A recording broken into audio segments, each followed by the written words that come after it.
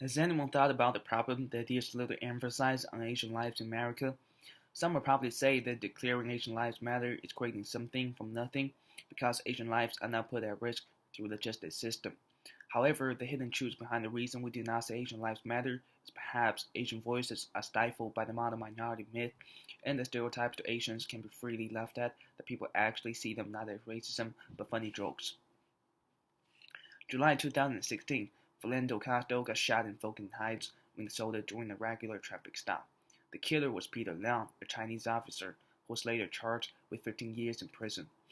Immediately reacting to the shooting, many Asian Americans walked on the streets to ask for leniency for Leung. The argument they had was reasonable. If white officers were going unpunished for killing black people, why should an Asian cop have to pay the price? Historically, racism against Chinese can be traced back to Californian gold rush.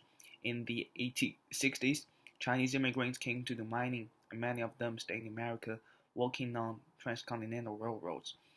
When the economy wasn't doing good in 1870s, white workers started attacking Chinese workers to release their anxiety.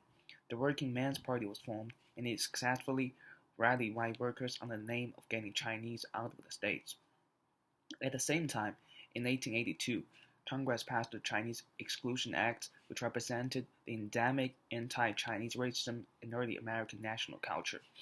Moving to the 20th century, the juvenile delinquency panic in the 1950s again pushed Chinese Americans to a new stage where they were recognized as the model minority. Since people were scared by how the youth got themselves into troubles, leaders from Chinatown started to create stories about the obedience of Chinese youth to their parents and their extraordinary achievements academically. This idea of Chinese children being good children circulated the nation overwhelmingly, which later brought stereotypes to Chinese Americans.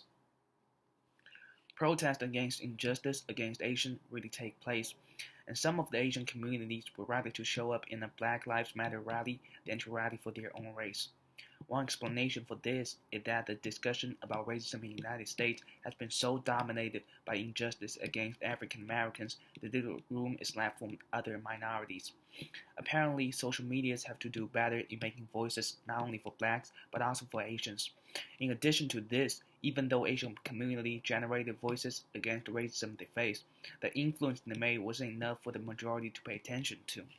Statistically, only 2.4% of the Congress members are Asian American, despite composing 5.8% of the total population.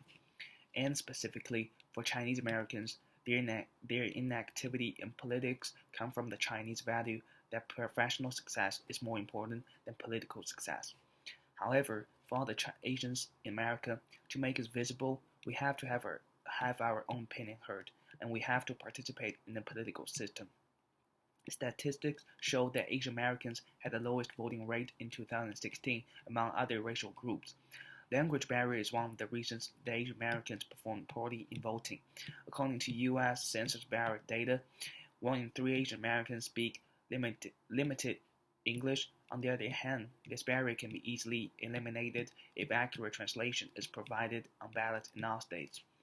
From 2000 to 2010, more and more Asian Americans are realizing the importance of voting participation, that Asians become the fastest growing racial group among voters. If they can keep this trend, a higher voter turnout rate combined with a rapidly growing population will make issues related to Asian Americans unneglectable. Although taking up 5% of the whole population in the U.S., Asians of different heritages in America are now united and being recognized by each other. For instance, some Chinese Americans use Qing to identify their solidarity, nationality, and pride. Furthermore, most of the Chinese Americans, rather than recognize other Asians as brothers, see Japanese Asians, Korean Asians, and Indian Asians as competitors both in schools and workplaces. Therefore, if Asian Americans want to improve their lives, rising up against voices against their rights should be done in privilege. Also, to eliminate stereotypes towards Asians, social medias and movie companies should stop making Asian characters, especially Asian male, look nerdy or sexual. In so doing, at least younger generation won't be influenced at an early age of what Asians are like, and they will treat Asians later in their lives without prejudice.